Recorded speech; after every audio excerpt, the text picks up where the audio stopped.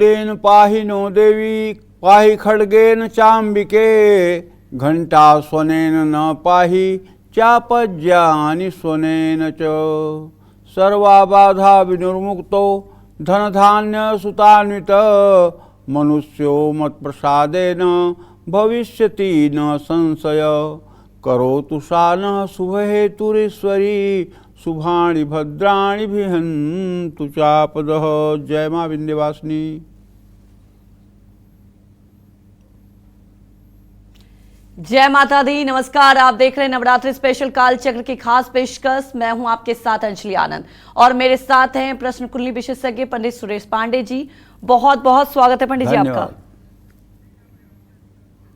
तो आज नवरात्रि स्पेशल काल चक्र में हम जिस मंत्र, जिस साधना, जिस जप और जिस पाठ की बात करने वाले हैं वो है दुर्गा सप्तशती। और दुर्गा सप्तशती की महिमा और उसके फायदे के साथ साथ पंडित जी से जानेंगे दुर्गा सप्तशती पढ़ने की विधि, नियम, सावधानियां। इसके अलावा अगर आपका भी कोई सवाल है तो आप हमें फोन कर सकते हैं। हमारा नंबर है 012066524415। तो पंडित जी से आज की महत्वपूर्ण चर्चा की शुरुआत करने से पहले आप हमारे दर्शकों के लिए शुभ मुहूर्त बता दें सबसे पहले, उसके बाद चर्चा को आगे बढ़ाते हैं। आज 23 सितंबर 2025 दिन मंगलवार है। आज आश्विन शुक्ल पक्ष की द्वितीया तिथि कल सुबह 4:51 तक रहेगी। इसके बाद तृतीया तिथि शुरू होगी। हस्त नक्षत्र दोपहर 1:40 तक, इसके बाद चित्रा नक्षत्र शुरू होगा। ब्रह्म योग रात 8:23 तक, इसके बाद इंद्र योग शुरू होगा। द्विपुष्कर योग दोपहर 1:40 से कल सुबह 4:51 तक। आज दूसरी नवरात्रि है। आज मां ब्रह्मचारिणी के पूजा का विधान है। रोज की तरह आज के भी कुछ अशुभ मुहूर्त हैं। जैसे मंगलवार है तो राहु काल रहेगा दोपहर 3 बजे से शाम 4:30 बजे तक। यमगंड काल रहेगा सुबह 9:12 से सुबह 10:42 तक। और गुलिक काल रहेगा दोपहर 12:13 से दोपहर 1:44 तक। इन अशुभ समयों में कृपया आप उत्तर दिशा की यात्रा न करें और किसी नए कार्य का शुभारंभ न करें। जय मां विंध्यवासिनी। तो जानते हैं नवरात्र में दुर्गा सप्तशती का पाठ करने से हमारे जीवन में कौन से चमत्कारी परिवर्तन हो सकते हैं। सबसे पहले इस पाठ का महत्व, लाभ और इसके बारे में और भी अहम जानकारियां हम चाहते हैं कि पंडित जी हमारे दर्शकों को बताएं पंडित जी। मार्कंडेय पुराण में वर्णित चमत्कारिक देवी महात्म्य में मां दुर्गा के अलग अलग स्वरूपों का वर्णन किया गया है। मार्कंडेय पुराण में सावर्णिक मनवंतर के अंतर्गत दुर्गा सप्तशती के सभी आख्यान उपलब्ध हैं। दुर्गा सप्तशती का विधि पूर्वक किया गया पाठ जीवन में अन्न, धन, वस्त्र, यश, शौर्य, शांति और मनोवांछित फल की प्राप्ति कराता है, बशर्ते दुर्गा सप्तशती का सही ढंग से पाठ तो हो। दुर्गा सप्तशती नारायण अवतार श्री व्यास जी द्वारा रचित 18 महापुराणों में एक पुराण है। इसको मार्कंडेय पुराण कहा गया है। इसमें 700 पद्यों का समावेश होने के कारण इसे सप्तशती कहा गया है। सप्त माने 7, सती माने 100, सप्तशती माने 700। बड़ी बात सोचिए, 700 दुर्गा सप्तशती में मंत्र हैं, 700 श्लोक श्रीमद् भगवत गीता में हैं, 7 कांड जो है रामचरितमानस में है, 7 कांड वाल्मीकि रामायण में है। तो 7 का अपने आप में बड़ा महत्व है। 7 ही दिन हफ्ता में होते हैं, 7 का बहुत बड़ा महत्व है। और 7 ही शरीर में चक्र होते हैं। शक्ति के आराधक भले ही 9 चक्र मानते हैं, उचित भी है, लेकिन मूल रूप से 7 चक्र हैं। 2 चक्र लल्ला चक्र और गुरु चक्र वो जिह्वा मूल और तालु मूल में हैं। अच्छा, दुर्गा सप्तशती को कुछ लोग चंडी पाठ के नाम से भी जानते हैं। दुर्गा सप्तशती में जानते हैं 360 शक्तियों का वर्णन है। इसके 700 श्लोकों को 3 भागों में बांटा गया है।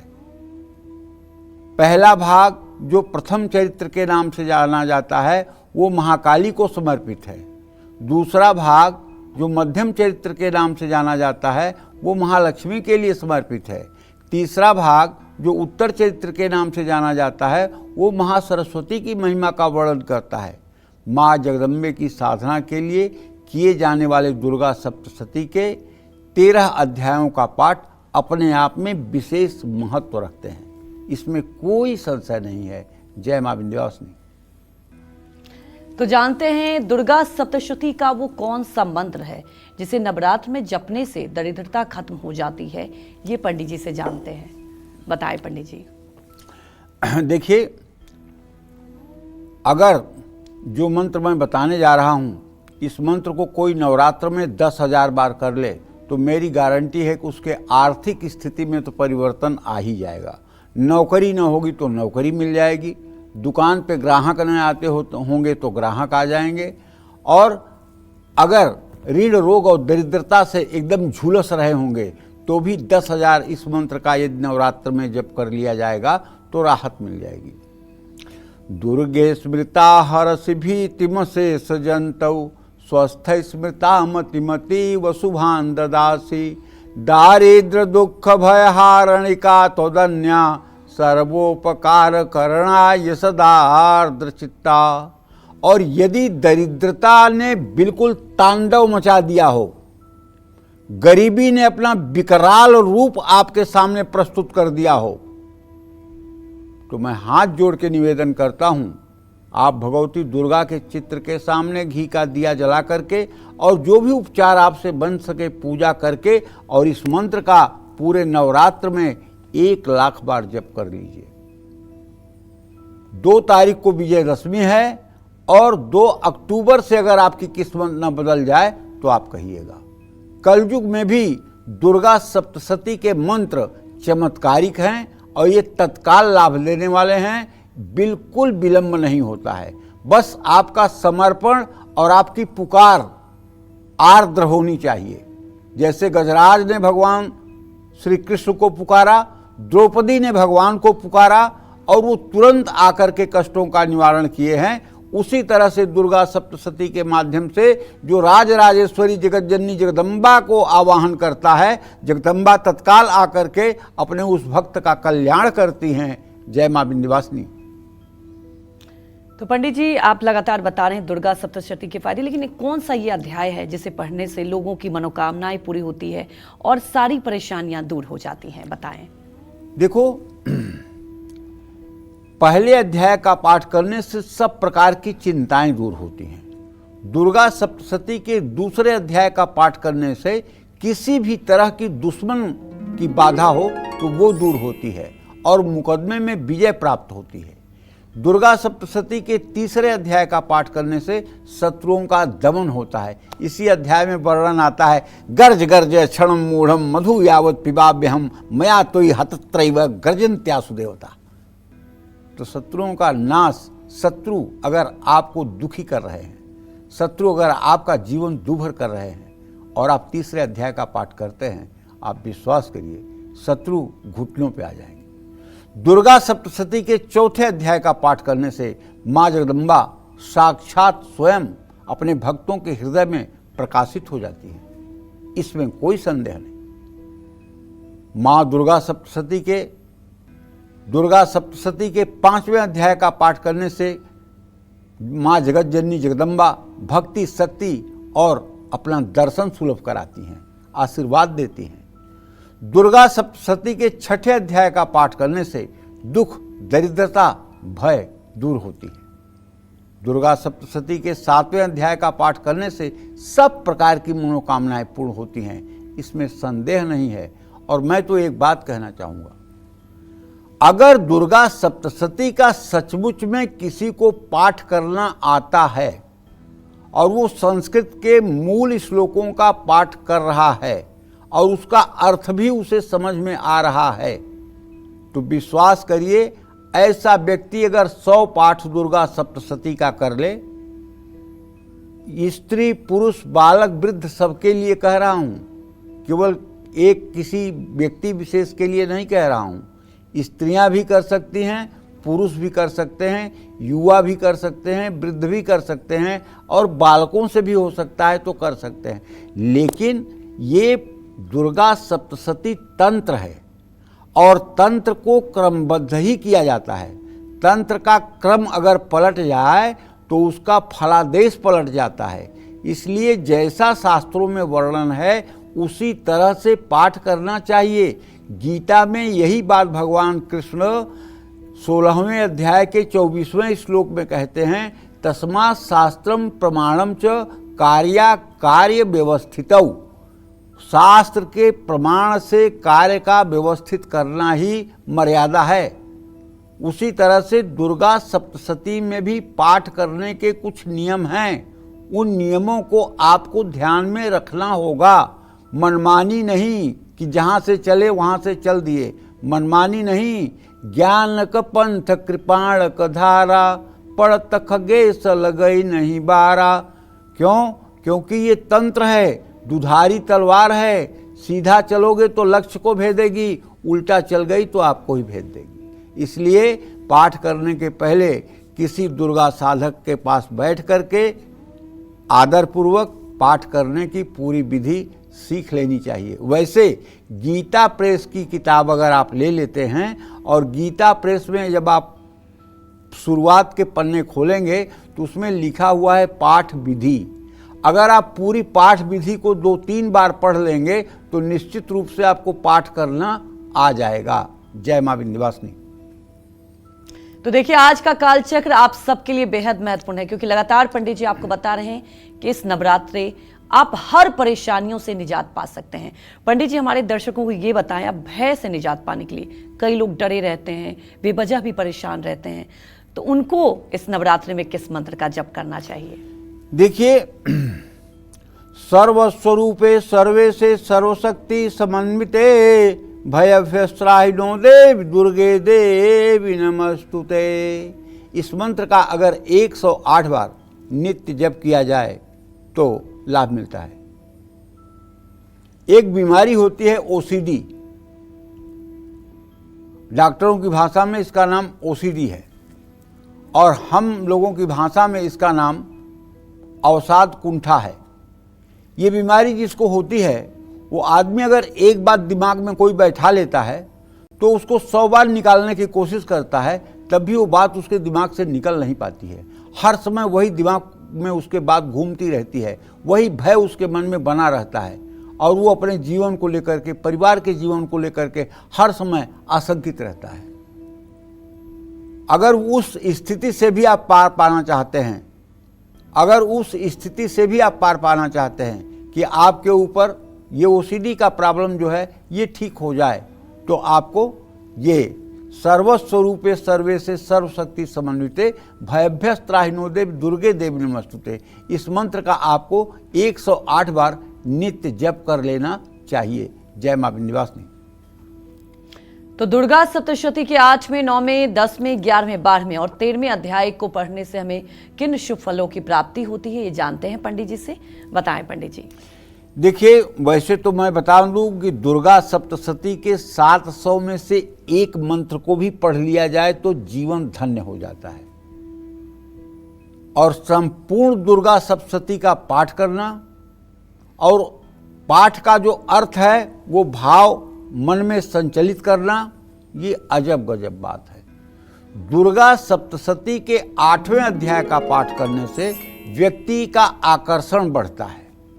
दुर्गा सप्तशती के 9वें और 10वें अध्याय का पाठ करने से चिरंजीव दीर्घायु संतान की प्राप्ति होती है और ये संतान की उन्नति के लिए पाठ किया जाता है।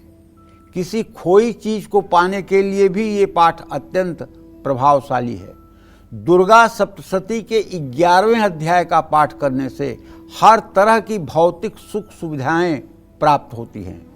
दुर्गा सप्तशती के 12वें अध्याय का पाठ करने से मान सम्मान और यश बढ़ता है। दुर्गा सप्तशती के 13वें अध्याय का पाठ करने से मोक्ष की प्राप्ति होती है, इसमें संदेह नहीं है। जय मां विंध्यवासिनी। तो जीवन से हर विपत्ति को दूर करने के लिए नवरात्र में किस मंत्र का जप करना चाहिए, ये जानते हैं पंडित जी से। बताएं पंडित जी। देवी प्रपन्नार्ति हरे प्रसीद प्रसीद मातर जगतोखिलस्य प्रसीद विश्वेश्वरी पाहि विश्वम त्वमीश्वरी देवी चराचरस्य। जय मां विंध्यवासिनी। किसी तरह का भय हो तो इस मंत्र को आप रोज 2-5 बार करते रहिए, भय समाप्त हो जाएगा और जीवन जीने का असली मजा आपको मिल जाएगा। जय मां विंध्यवासिनी। हमारी दर्शक जुड़ चुकी हैं पिंकी भिलाई से। पिंकी, आप सवाल पूछ सकती हैं पंडित जी से। पंडित जी प्रणाम। हाँ, सदा राधे राधे। राधे राधे। हमें अपने बड़े लड़का के और छोटा लड़का के बारे में पूछना चाहते हैं। बोलो। बड़ा लड़का का वो जन्मदिन है 9 अगस्त 2003, प्रशांत कुमार जी। उसके जॉब और इंजीनियरिंग किया है, कैसा रहेगा? जॉब लगेगा सरकारी से नहीं। और छोटा लड़का का जन्मदिन है 25 जून 2005, उसका कैसा है? चलिए, पहले आपके बड़े बेटे के बारे में बता देना चाहता हूँ। पिंकी जी, आपके बड़े पुत्र के भाव का स्वामी शनि है, उससे दशम भाव का स्वामी शुक्र है। शुक्र शनि का सदाष्टक योग है। अभी आपके बेटे को नौकरी लगने में 1.5 से 2 महीने का समय लगेगा। प्राइवेट सेक्टर में इनकी नौकरी लगेगी, सरकारी सेक्टर में नौकरी का संयोग बिल्कुल नहीं है। प्राइवेट सेक्टर में अच्छा प्रदर्शन करेंगे, इसमें कोई दो राय नहीं है। आपने दूसरे पुत्र के बारे में जो प्रश्न पूछा है, तो द्वितीय पुत्र के भाव का स्वामी भी शनि है और उससे दशम भाव का स्वामी शुक्र है। हाँ, दूसरा बेटा और मेहनत करे और मतलब कि पढ़ाई को अपने आगे बढ़ाए, इससे इसका भविष्य ठीक होगा। और दोनों बेटों से कहिए कि ये लोग दुर्गा चालीसा का और विंध्येश्वरी चालीसा का रोज़ सुबह शाम पाठ किया करें। इससे निश्चित रूप से इन लोगों के जीवन में आने वाली असुविधा ठीक हो जाएगी और ये लोग अपने जीवन में सफलता प्राप्त करेंगे। जय मां विंध्यवासिनी। तो हमारी एक और दर्शक जुड़ चुकी हैं सासाराम से। आप भी सवाल पूछ सकती हैं पंडित जी से। प्रणाम पंडित जी। हाँ, सदा सुखी रहिए। जय मां विंध्यवासिनी। पंडित जी आपको कोटि कोटि प्रणाम। मैं वंदना हूँ, सासाराम बिहार से बोल रही हूँ जी। पंडित जी, मेरा 3 सवाल है। पंडित जी, आप सबसे पहले आपके जो बताते हैं कार्यक्रम में, पंडित जी सच में बहुत हमको अच्छा लगता है और हम सुनते हैं और आप पूजा भी करते हैं उसके अनुसार। और पंडित जी वैसा ही होता है, जो भी महीने का बताते हैं सब वैसा ही मेरे भी लाइफ में होता है जी। हाँ पंडित जी, मेरा 3 सवाल है। पहला सवाल है पंडित जी पति के बारे में। पंडित जी, हम ये चाहते हैं कि जब तक हम जिए, जब तक इस धरती पर रहें, तब तक मेरे पति का आयु लंबी हो, हम सदा सुहागन बने रहें, उसके लिए हमें क्या करना चाहिए? और दूसरा सवाल है, मेरी माँ है, मेरे मायके वाली जो माँ है, उसके आँख से उसका आँख का नस सूख गया है। अब 2 हॉस्पिटल दिखवाए हम लोग, उसमें कुछ नहीं बताया। तीसरा बार गई है तो डॉक्टर बताया है कि आँख का नस सूख गया। पंडित जी कैसे ठीक होगा? सही में ऑपरेशन उसका सक्सेस हो जाएगा? कैसे क्या करेगी कि उसका आंख ठीक हो जाए? और तीसरा का सवाल है पंडित जी, मेरे छोटा भाई के लिए।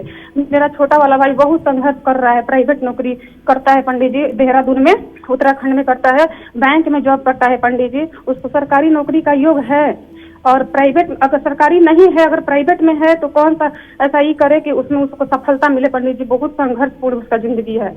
वंदना, ये कितने साल का है छोटा वाला भाई? सबसे छोटा वाला भाई है, उसका जन्म डेट ऑफ बर्थ है 31 अक्टूबर 1997। अच्छा, चलो, पहले प्रश्न का उत्तर तो ये है बेटा कि वंदना, आपने पूछा है अखंड सौभाग्य के लिए, तो आपके पति भाव का स्वामी मंगल है, उस पर बृहस्पति की पूरी दृष्टि है। मैं पूरे दावे और गारंटी के साथ कह सकता हूँ, जगत जननी माँ जगदम्बा का नवरात्र व्रत चल रहा है। माँ विंध्यवासिनी की कृपा से आप अखंड सौभाग्यवती ही रहेंगे। आपको कभी पति वियोग का सामना नहीं करना पड़ेगा, ये बिल्कुल ध्रुव सत्य है। आप एकदम निश्चिंत होकर के पूजा पाठ करें। जहाँ तक आपने अपने माताजी के सेहत के बारे में पूछा है, तो चंद्रमा से चतुर्थ भाव का स्वामी बृहस्पति है और सूर्य और चंद्रमा की युति है। ऐसे में माँ के आँखों में जो पानी आता है, आंसू, वो आने बंद हो गए हैं। इसके लिए अगर घर में कोई सक्षम व्यक्ति हो जो प्रातःकाल सूर्य को अर्घ दे करके और 5 बार चाक्षुषी विद्या का पाठ करे और थोड़ा सा जल एक तांबे की लुटिया में रखे, उसमें थोड़ा सा गुलाब जल डाल दे और 5 बार मंत्र को पढ़ करके और सूर्य को अर्घ्य देने के बाद 5 बार चाक्षुषी विद्या का मंत्र पढ़ करके पानी पर 3 बार फूंक मार करके और उसी पानी से माता जी का आँख धुलवाया जाए तो ज़्यादा से ज़्यादा 6 महीने के अंदर छोटी सी दवाई, छोटा सा ड्राप भी उनकी आँखों को ठीक कर पाएगा।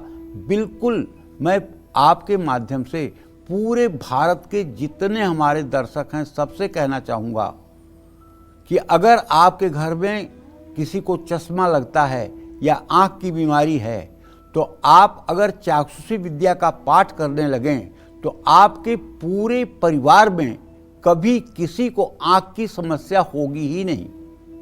तस्य कुलो अंधो न जाता, साफ साफ उसमें लिखा हुआ है, तस्य कुले अंधो न जाता। जो इसका नित्य पाठ करता है उसके कुल में कभी कोई अंधा या नेत्र रोगी नहीं होता है।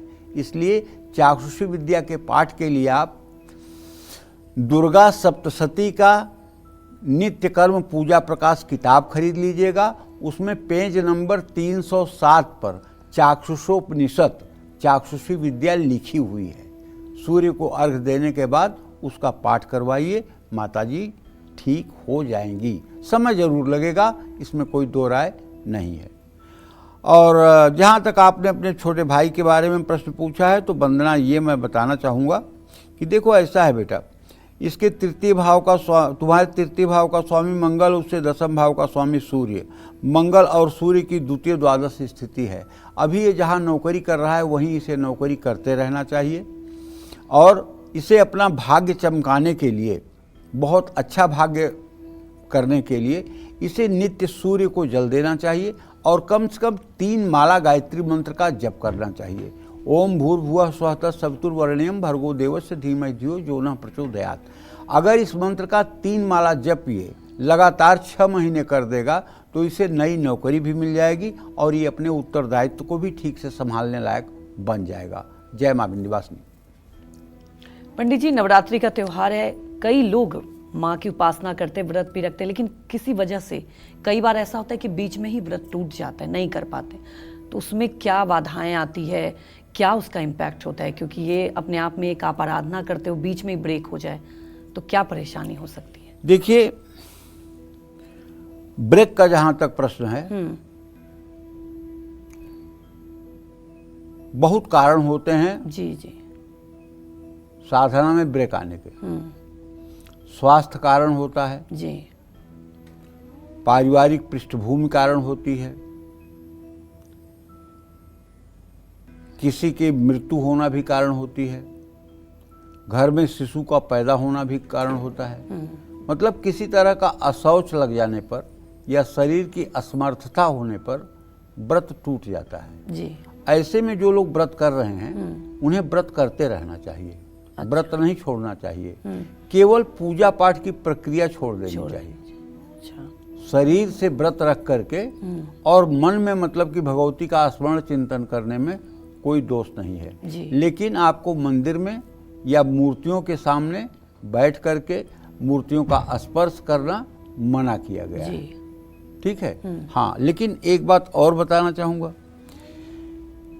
आपके माध्यम से, जैसे शुद्धता अशुद्धता की बात किया जाए जी। तो महिलाएं जब रजस्वला होती हैं तो कहा जाता है कि अशुद्धि है, 5 दिन की अशुद्धि में कोई काम ना करें। जी जी। लेकिन मैं पूछता हूं आपसे कि जैसे पूरे भारत में हर साल लाखों नहीं कितने लाख लड़कियों की शादी होती है, तो क्या लड़की का बाप अपने लड़की से पूछता है कि तुम्हारी इस महीने में साइकिल कब आएगी और उसके हिसाब से विवाह का मुहूर्त पकड़ता है?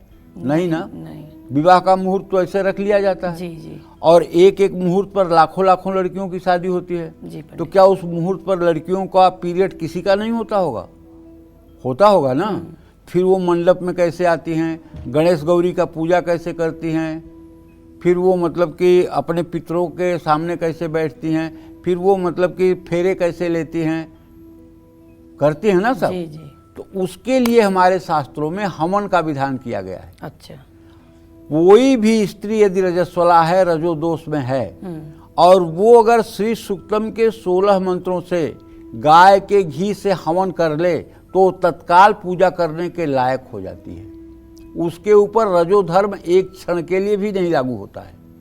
तुरंत श्री सूक्तम के 16 मंत्रों से गाय के घी से हवन करते ही वह कन्या, वह स्त्री, वह महिला परम पवित्र हो जाती है। इसमें कोई दो राय नहीं, ये साफ साफ निर्णय सिंधु में लिखा गया है।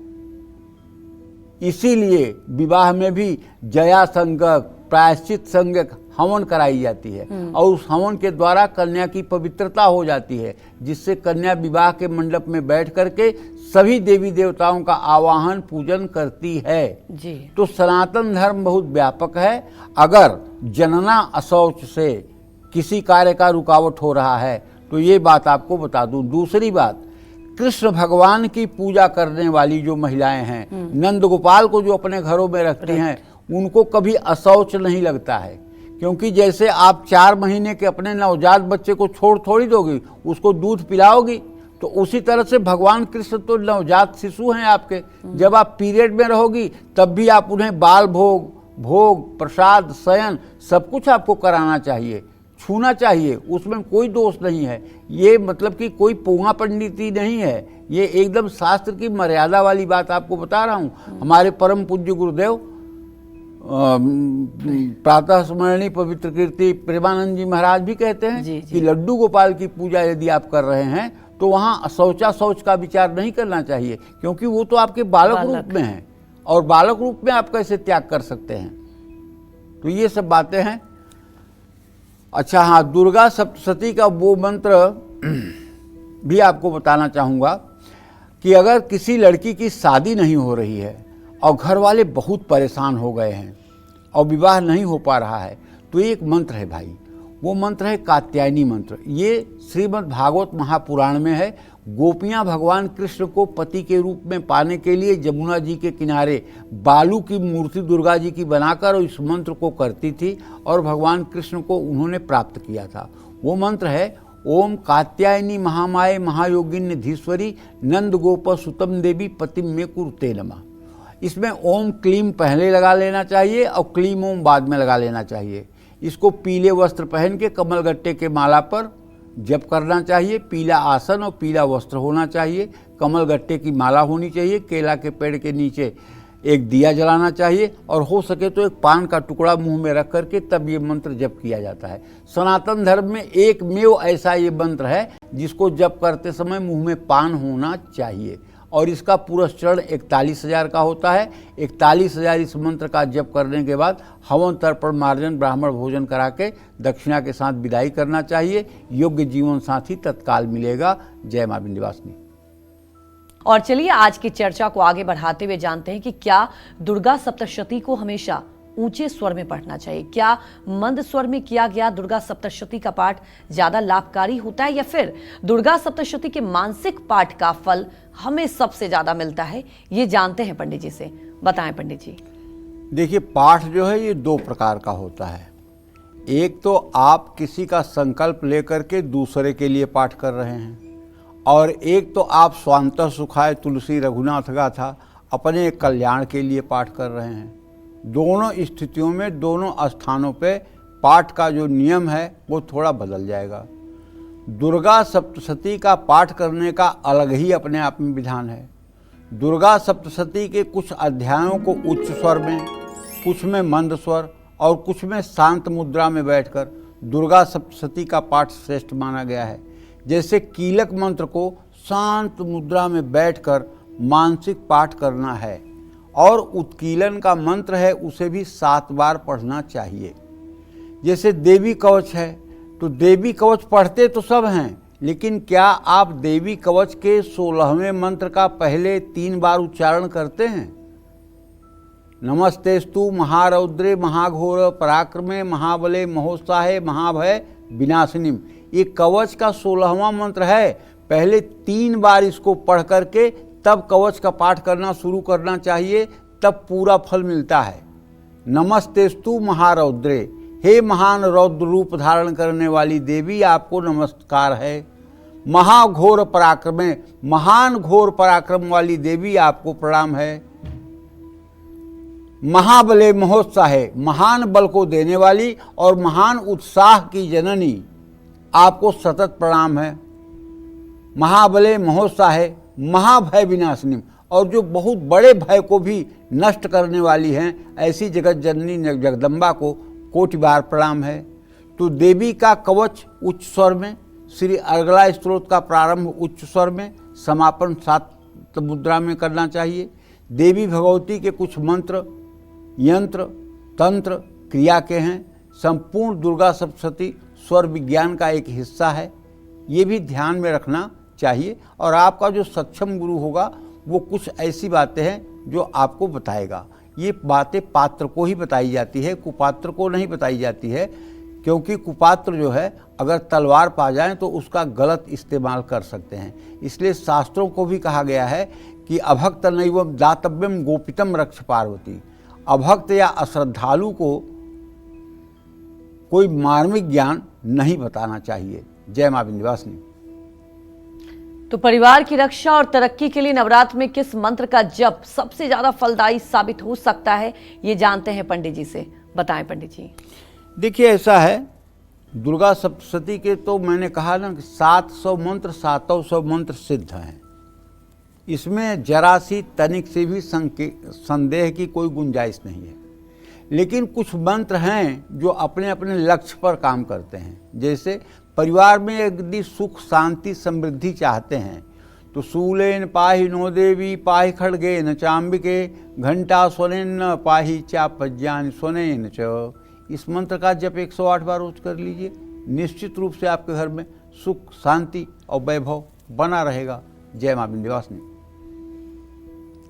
तो पंडित जी से जानते हैं दुर्गा सप्तशती का वो मंत्र जिसका नवरात्र में पूरे विधि विधान से जप करने से मनचाहे गुणों वाली पत्नी की प्राप्ति हो सकती है।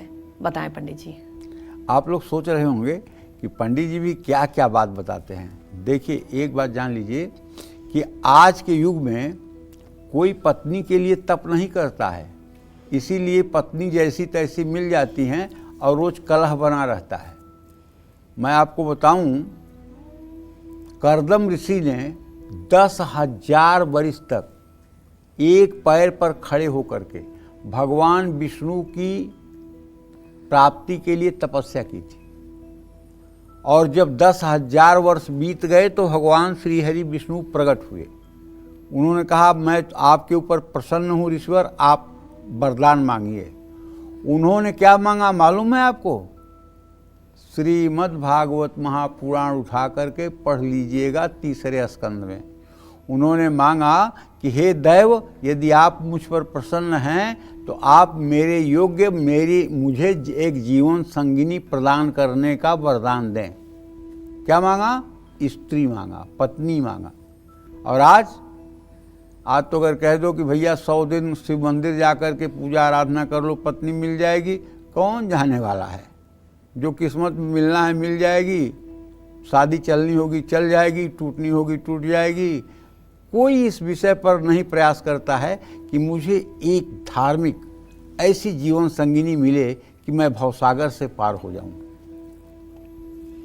तो उसके लिए अर्गला स्तोत्र का आखिरी मंत्र है, उसमें हमने ओम क्लीम अपनी तरफ से जोड़ा है और क्लीम ओम अंत में जोड़ना चाहिए। और जिन लोगों का विवाह नहीं हुआ है उन्हें तो कम से कम इस मंत्र का 1.25 लाख जप जरूर करना चाहिए। निश्चित रूप से ऐसे लोगों को दैवीय गुणों से संपन्न पत्नी प्राप्त होती है। ओम क्लीम पत्नीम मनोरमाम देहि मनोवृत्तानुसारिणीम तारिणीम दुर्ग संसार सागरस्य कुलोद्भवाम। क्लीम ओम। अगर इस मंत्र का जप 1.25 लाख कर लिया जाए और ख़ासकर नवरात्रि में कोई युवक 10,000 इस मंत्र का जप कर ले और भगवती की आराधना कर ले तो निश्चित रूप से उसकी जीवन संगिनी अद्वितीय रहेगी। तो कहने का आशय यह है कि जिन लोगों की शादी अभी नहीं हुई है उनको सुअवसर है कि इस मंत्र का 1.25 लाख जप करके आप अपने योग्य जीवन संगिनी को प्राप्त करें। जय मां विंध्यवासिनी। पंडित जी, आज हम दर्शकों को आप बता रहे हैं दुर्गा सप्तशती पढ़ने के, हालांकि हर श्लोक का बहुत ही ज़्यादा महत्व है, लेकिन हमारे दर्शकों को जरा ये भी बताएं कि पाठ करने का क्या विधि है, किस विधि के साथ पाठ करना चाहिए। देखिए, अब मैं आपको दुर्गा सप्तशती के पाठ की अलग अलग विधि बताने जा रहा हूँ। सबसे पहली विधि जो है उसको कहते हैं वाकार विधि। इस विधि में नवरात्रि के पहले दिन दुर्गा सप्तशती के पहले अध्याय का पाठ करना चाहिए। नवरात्रि के दूसरे दिन दुर्गा सप्तशती के दूसरे, तीसरे और चौथे अध्याय का पाठ करना चाहिए। नवरात्रि के तीसरे दिन दुर्गा सप्तशती के फिर चौथे अध्याय का पाठ कर लेना चाहिए और नवरात्रि के चौथे दिन दुर्गा सप्तशती के 5वें, 6वें, 7वें, 8वें अध्याय के 4 पाठ करने चाहिए। नवरात्रि के 5वें दिन दुर्गा सप्तशती के 9वें, 10वें अध्याय के 2 पाठ करने चाहिए। नवरात्रि के 6ठे दिन दुर्गा सप्तशती के 11वें अध्याय का पाठ करना चाहिए। नवरात्रि के 7वें दिन दुर्गा सप्तशती के 12वें और 13वें अध्याय का पाठ करना चाहिए। एक आवृत्ति सप्तशती की होती है। अष्टमी के दिन घर में हवन, और जो लोग 9 दिन का नवरात्र कर रहे हैं उन्हें नवमी के दिन हवन करना है। लेकिन इसमें एक भेद है। कहीं कहीं कुछ विद्वानों का मत है कि जब हम पूरे चरित्र को नहीं पढ़ते हैं तो पाठ छिद्र हो जाता है। पाठ छिद्र माने पाठ में छेद हो जाता है। उसके लिए बहुत लोगों की मान्यता है, अधिकाधिक लोगों की मान्यता है, वो मत है। अच्छे दुर्गा साधकों के सानिध्य में जो सुनने को मिला है वो बात आपको बता रहा हूँ कि अगर आप एक दिन में संपूर्ण पाठ नहीं कर पाते हैं तो पहले दिन आप संकल्प करके, शापोद्धार करके, कवच, अर्गला, कीलक का पाठ करके और आप देव्य अथर्व शीर्ष का पाठ करके, रात्रि सूक्त का पाठ करके, नवाड़ मंत्र का विनियोग करके, नवाड़ मंत्र का जप करके और सप्तशती का न्यास करके और पहले अध्याय का पाठ कर लें और यहीं पर क्षमा प्रार्थना करके पाठ बंद कर दें। अगर आप पूरा पाठ नहीं कर सकते तो फिर दूसरे दिन आपको चाहिए कि फिर मतलब कि आप द्वितीय अध्याय का विनियोग करके द्वितीय, तृतीय और चतुर्थ अध्याय का पाठ कर लें और उसी पर क्षमा प्रार्थना करके आप पाठ खत्म कर दें। तीसरे दिन फिर आपको चाहिए कि 5वें अध्याय से विनियोग करके 13वें अध्याय तक का आप पाठ कर लें और पाठ करने के बाद क्षमा प्रार्थना कर लें या जो मतलब कि सप्तशती का न्यास और नवाड़ मंत्र का न्यास है उसको करके नवाड़ मंत्र का 108 बार जप कर लें। तंत्रोक्त देवी सूक्त और वेदोक्त देवी सूक्त का पाठ करके तीनों रहस्यों को पढ़ लें। ये पाठ करने की अपनी एक शास्त्र सम्मत विधा है। जय मां विंध्यवासिनी। तो आगे पंडित जी से जानते हैं महत्वपूर्ण कार्यों में आने वाली हर रुकावट और बाधा को दूर करने के लिए नवरात्र में किस मंत्र का जप करना चाहिए, ये जानते हैं पंडित जी से। बताएं पंडित जी। सर्वाबाधा प्रशमनम त्रैलोक्यस्याखिलेश्वरी एवमेव त्वया कार्यम अस्मद्वैर विनाशनम। अगर किसी दुश्मन ने आपका जीना मुहाल कर दिया हो, करते हैं भाई, बरु भल ना बर भलुवास नरक महु भ्राता और दुष्ट संग जन देहि विधाता। नरक में रहना अच्छी बात है लेकिन दुष्ट के पड़ोस में रहना अच्छी बात नहीं है। नरक में आप रह लेंगे, कम दुख मिलेगा, लेकिन अगर कोई दुष्ट पड़ोसी है जो हर समय विवाद चाहता है, हर समय लड़ाई चाहता है, वहाँ जीवन नरक हो जाएगा। तो ऐसे में दुर्गा सप्तशती का जो मंत्र मैंने आपको बताया है, सर्वा बाधा प्रसन्नम त्रैलोक्यस्य अखिलेश्वरी एवमेव त्वया कार्यम अस्मद्वैर विनाशनम। अगर इस मंत्र का सायंकाल महाकाली के चित्र के सामने दिया जला करके और 108 बार इस मंत्र का आप जप करते रहें तो बहुत जल्दी आपको दुश्मनों के पीड़ा से निजात मिल जाएगी और दुश्मन भी सतमार्ग पर चलने के लिए विवश हो जाएगा। जय मां विंध्यवासिनी। तो दुर्गा सप्तशती पढ़ने से पहले किस भगवान की उपासना करनी ही चाहिए? दुर्गा सप्तशती पढ़ने का सबसे सही तरीका क्या है, ये जानते हैं पंडित जी से। बताएं पंडित जी। देखिए, किसी भी शुभ कार्य से पहले गणेश जी का पूजन का विधान है। ऐसे में दुर्गा सप्तशती के पाठ से पहले भी आपको भगवान गणेश की उपासना जरूर करनी चाहिए। कलश स्थापना की गई है तो कलश पूजन, नवग्रह पूजन, बटुक भैरव का पूजन, ज्योति का पूजन, ये सब जरूरी है। और दुर्गा सप्तशती के पुस्तक का पूजन करना परम आवश्यक है। और उसके बाद जो आपने देवी का कलश स्थापित किया है, स्थापना कलश जिसको कहते हैं, उसकी भी पूजा षोडशोपचार करनी चाहिए। सप्तशती पाठ से पहले श्री दुर्गा सप्तशती के पुस्तक की गंधाक्षत पुष्प धूप दीप नैवेद्य से पूजा करनी चाहिए और उसे लाल कपड़ा बिछाकर रखना चाहिए। इसका विधिपूर्वक कुमकुम चावल फूल से पूजन करना चाहिए। इसके बाद अपने माथे पर भी तिलक लगाकर पूरब दिशा की ओर मुँह करके तत्व शुद्धि के लिए 4 बार आचमन करना चाहिए। ओम ऐं आत्म तत्वं शोधयामि, ओम ह्रीं विद्या तत्वं शोधयामि, ओम क्लीं शिव तत्वं शोधयामि, ओम ह्रीं क्लीं सर्व तत्वं शोधयामि कहते हुए आचमन का जल पीना चाहिए। श्री दुर्गा सप्तशती के पाठ में कवच, अर्गला और कीलक स्त्रोत के पाठ से पहले शापोद्धार करना जरूरी है। ओम ह्रीं ह्रीं रे स्वरूपण्ये मधुकैटमर्दिन्ये ब्रह्म विशिष्ट विश्वामित्र शापाद विमुक्ता भव, ये पूरा चैप्टर पढ़ लेना चाहिए। इसमें अंत में 2 श्लोक हैं, उसे भी पढ़ना चाहिए। और उसके बाद शापोद्धार का जो है 7 एक मंत्र है जिसको 7 बार पढ़ना चाहिए। उत्कीलन का मंत्र 7 बार पढ़ना चाहिए। मृत संजीवनी विद्या का मंत्र 21 बार पढ़ना चाहिए। फिर उसके बाद कवच का पाठ शुरू करना चाहिए। दुर्गा सप्तशती का हर मंत्र ब्रह्मा, वशिष्ठ और विश्वामित्र जी द्वारा स्थापित किया गया है। ऐसे में शापोद्धार के बिना इसका सही प्रतिफल प्राप्त नहीं होता है। ब्रह्म, वशिष्ठ, विश्वामित्र, शापाद विमुक्ता भव, ये बार बार आप पढ़ेंगे। तो दुर्गा सप्तशती का एक दिन में पूरा पाठ न कर सकें तो पहले दिन सिर्फ मध्यम चरित्र का पाठ कर लें, दूसरे दिन बाकी बचे 2 चरित्रों का पाठ करें। दुर्गा सप्तशती में दिव्य अथर्व शीर्ष स्त्रोत का नित्य पाठ करने से वाक सिद्धि मिलती है, अकाल मृत्यु पर विजय प्राप्त होती है। जो लोग बोलने का काम करते हैं और जो चाहते हैं कि मेरी हर वाणी सफल हो, उन्हें दुर्गा सप्तशती के दिव्य अथर्व शीर्ष का 10 बार नियम से पाठ करना चाहिए। अगर 10 बार सुबह 10 बार शाम आप पाठ करना शुरू कर दें तो 16 महीने में निश्चित रूप से आपकी वाणी सिद्ध हो जाएगी। आप जो बोलेंगे वो सत्य हो जाएगा। लेकिन प्रभु, आप वाणी सिद्ध करके किसी के बारे में अशुभ मत बोलिएगा कि जाओ तुम मर जाओगे, तुम्हारा नाश हो जाएगा, तुम्हारा ये बिगड़ जाएगा, तुम्हारा वो हो जाएगा। अगर ऐसा बोलोगे तो हो तो जाएगा, इसमें तो कोई दो राय नहीं, लेकिन आपकी सारी तपस्या भंग हो जाएगी। अब आप एकदम निर्धन और भिखारी हो जाएंगे। जो लोग अपने जप तप का इस्तेमाल दूसरों को दुख पहुंचाने के लिए करते हैं, उनका पुण्य तत्काल छीन हो जाता है और पुण्य छीन होने के बाद वो पतित हो जाते हैं। इसलिए आपके पास माल खूब रहना चाहिए, लेकिन माल का दिखावा नहीं होना चाहिए।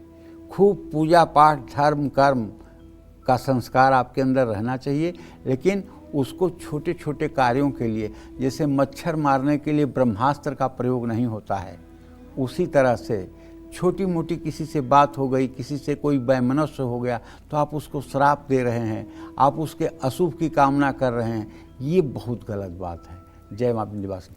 आज की चर्चा को आगे बढ़ाते हुए पंडित जी से जानते हैं नवरात्र में कैसे कपड़े पहनकर, कैसे आसन पर बैठकर और किस तरीके से किया गया दुर्गा सप्तशती का पाठ हमें सबसे ज्यादा फायदा पहुंचाता है। पंडित जी बताएं।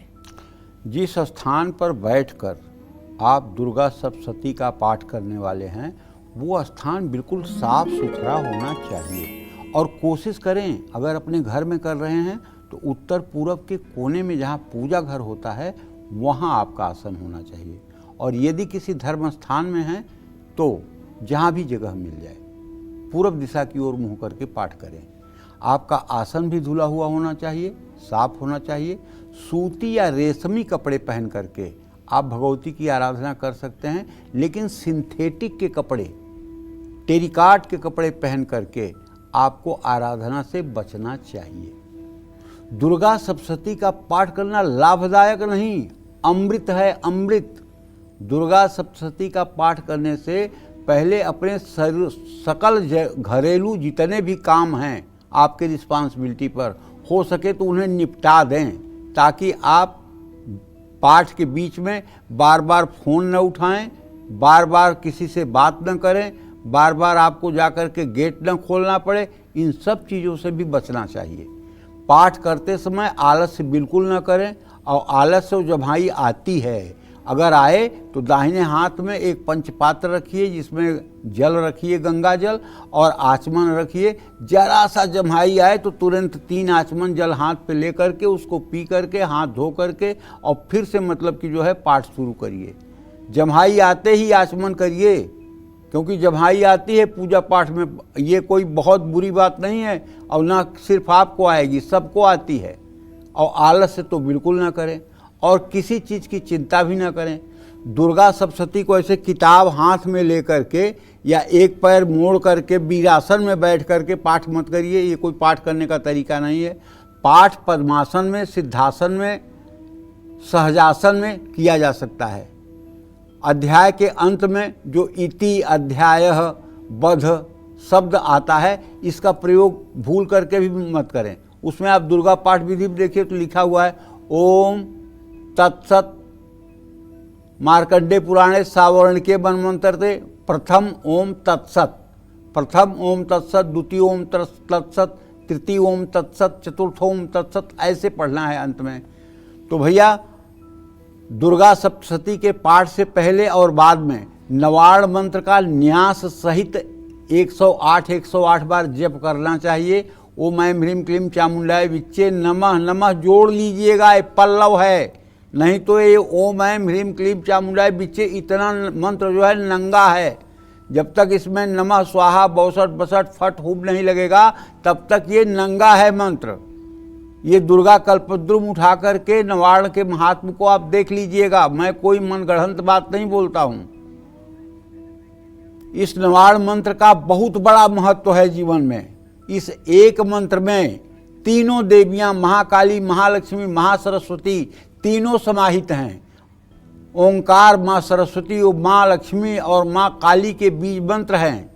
श्री दुर्गा सप्तशती का पाठ संस्कृत में अगर करना कठिन लगता है तो सिर्फ और सिर्फ गीता प्रेस की किताब का हिंदी अनुवाद पढ़िएगा।